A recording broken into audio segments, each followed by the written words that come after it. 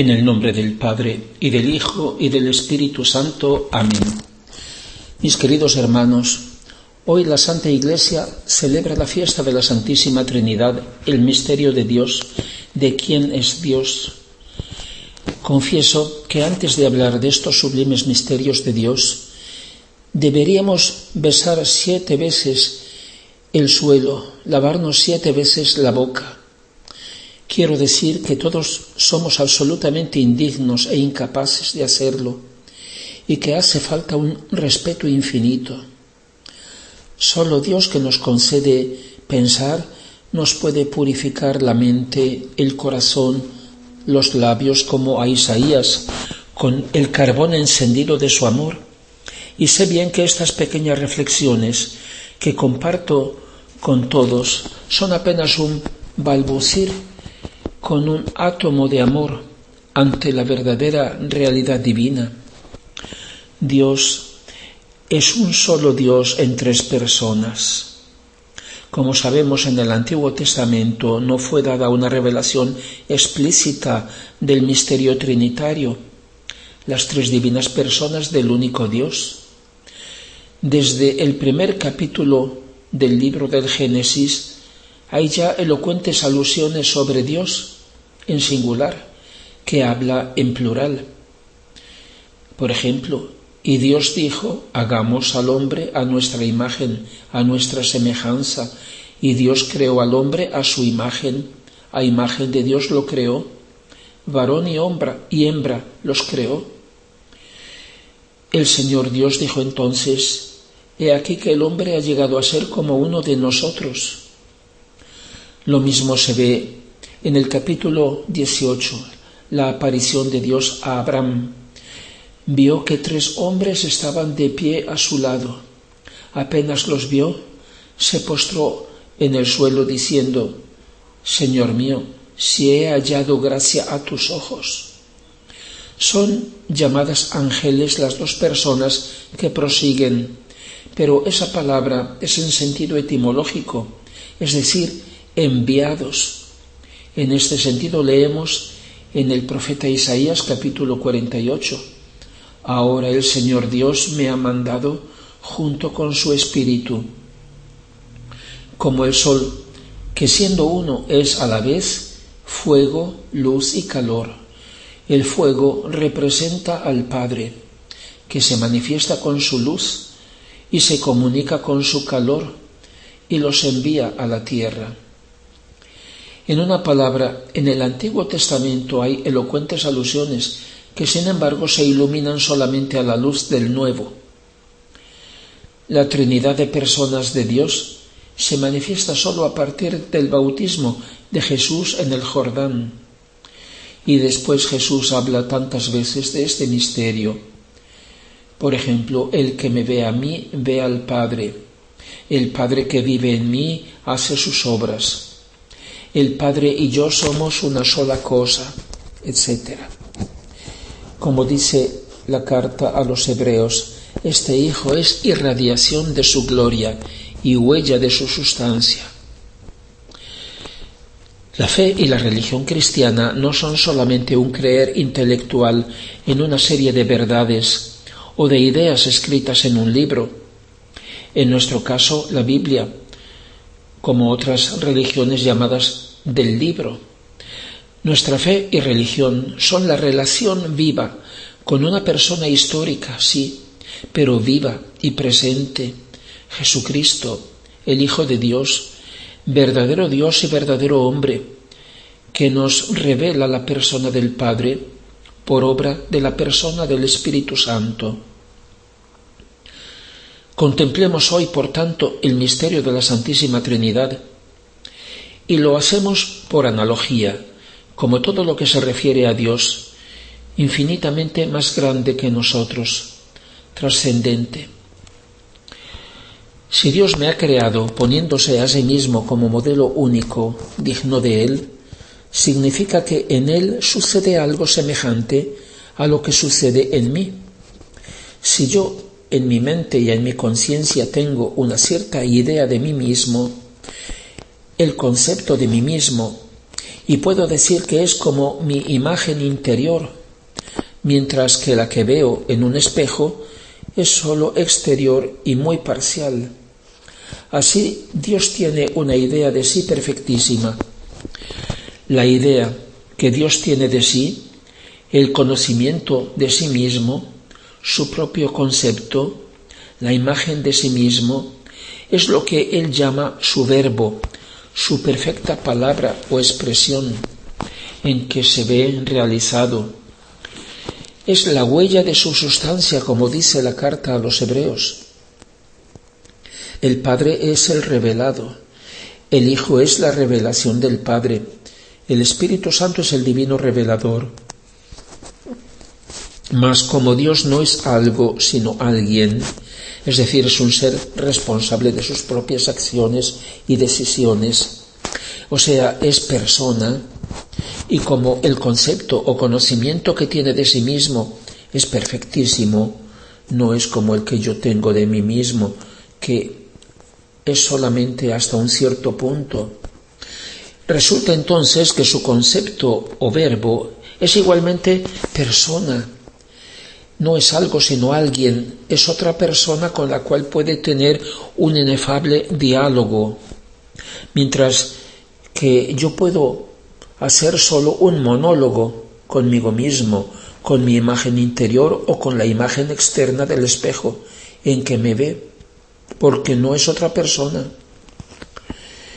Ese diálogo entre el Padre y el Hijo, esa relación en que se intercambian todo lo que son, es tan perfecto que asimismo es alguien. Es la tercera divina persona, el Espíritu Santo, cuyo nombre expresa la esencia misma del ser divino. En una palabra, ninguna de las tres personas puede ser sin las otras dos. Eso quiere decir que la persona no resulta solo de ser responsable y consciente de las propias decisiones. Un recién nacido es persona, aunque todavía no ejercita lo que es, sino que persona resulta también de la relación ontológica con las otras personas. Por ejemplo, el padre es padre porque tiene el hijo. Y pongamos atención, que estos son los nombres que da la misma Sagrada Escritura. Si el Padre se llama Padre, es porque así debe ser.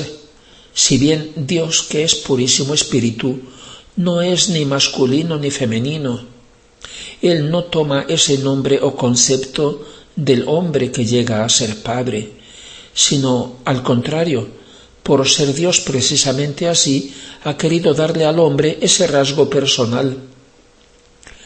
De igual forma, el Hijo de Dios ha querido hacerse Hijo del hombre, precisamente porque así refleja su condición divina de ser el Hijo.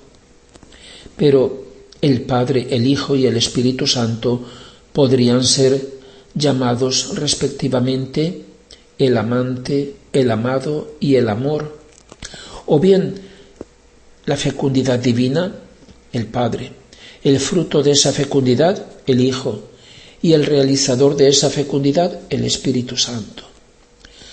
Hasta aquí llega la reflexión sobre el Dios único, el ser divino único e indivisible, que es tres personas distintas, diríamos también recíprocas. Pero pasemos a considerar su recíproco amor. En ese intercambio de amor y de vida que tiene lugar entre el Padre y el Hijo, el Padre manifiesta y comunica todo lo que es al Hijo, todas sus infinitas perfecciones.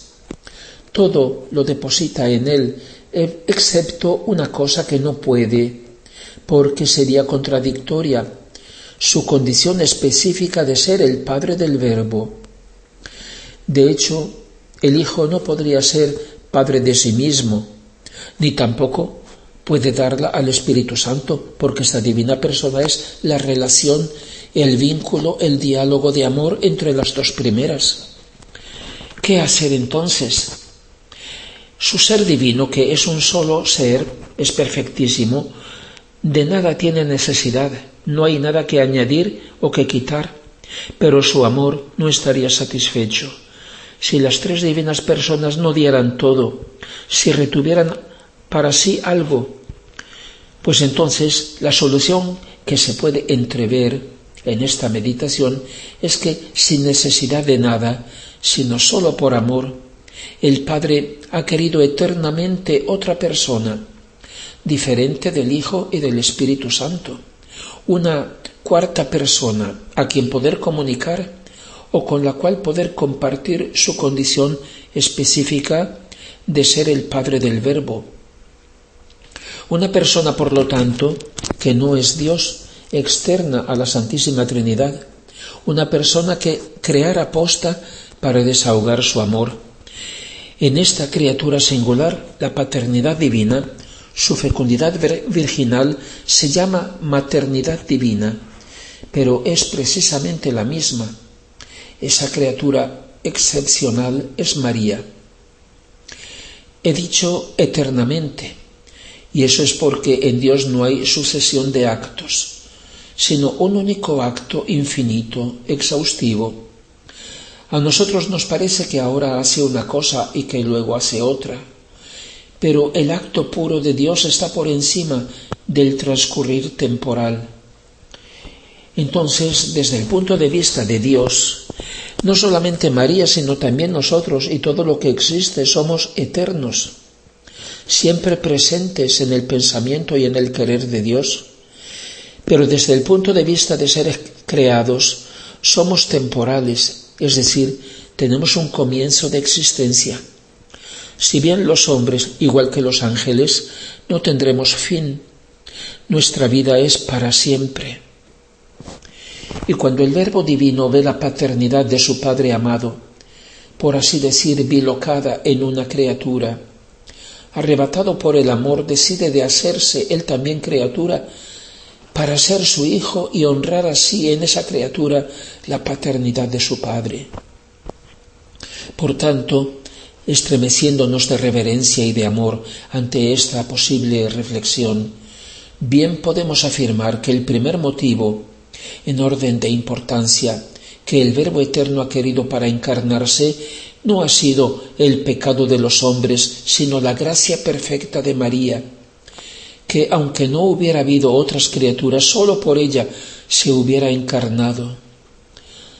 Después, por motivo de esta pareja inicial de criaturas, Dios ha decretado la existencia de todas las demás en su propio orden y grado. Y aquí tenemos ya un indicio segurísimo del porqué de la encarnación, la cual no podía depender solamente de nuestro comportamiento de criaturas. No era suficiente. Su motivo no puede ser más que en el misterio del amor, en la vida íntima de Dios, de las tres divinas personas. Y tenemos un primer indicio del porqué de una pura criatura destinada a ser la madre del Hijo de Dios encarnado.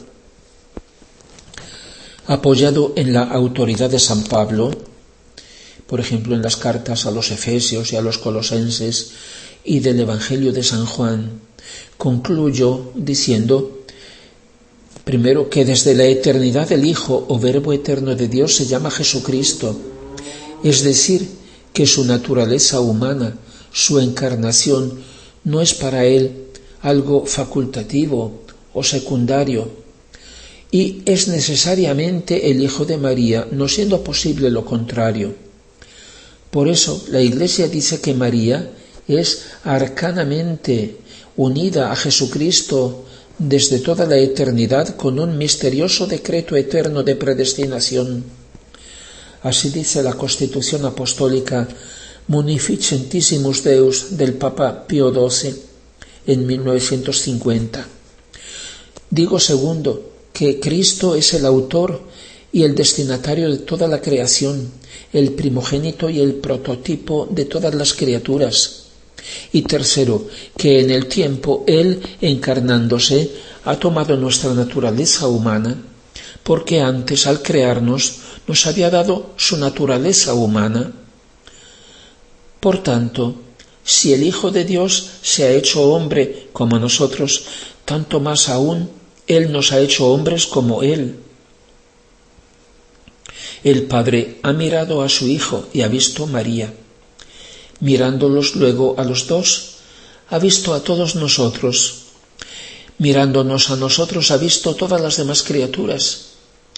Es como San Pablo dice en la 1 Corintios: todo es vuestro, pero vosotros sois de Cristo, y Cristo es de Dios. Pero su ideal no acaba aquí. Mirándonos a cada uno de nosotros, ahora quiere ver en nosotros a su único Hijo, Jesucristo. En una palabra, en el eterno decreto de la Encarnación, Dios ha establecido que el Hijo tuviera, junto a su propio cuerpo personal, físico, un cuerpo místico del cual Él fuera la cabeza, el Rey.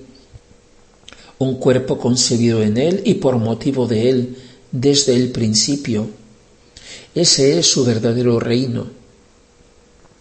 Pero qué deshonor y qué dolor es para el Padre cuando nos mira y no ve a su amadísimo y único Hijo, o apenas ve algo de Él. Esta contemplación, mis queridos hermanos, no terminará jamás, y si para nosotros llega solo hasta un cierto punto, es porque nosotros, criaturas, somos pequeños y limitados. Pero no quiero concluir sin indicar otra cosa maravillosa: la Santa Misa, la Misa, cuyo origen está en el recíproco y eterno amor entre las divinas personas. Para nosotros la Misa se reduce casi a un rito, a una ceremonia, vista como una tradición o como una costumbre o como un deber. Con la fe de la Iglesia sabemos que es la representación, la nueva presentación o memorial del sacrificio del Señor en el Calvario de forma incruenta, con el cual nos ha redimido. Pero penetrando más adentro en este misterio, podemos comprender que en la misa Jesucristo hace presente para nosotros el hecho supremo de su vida, con el que ha querido dar al Padre la respuesta infinita de su amor al infinito amor con el que eternamente el Padre lo ha amado.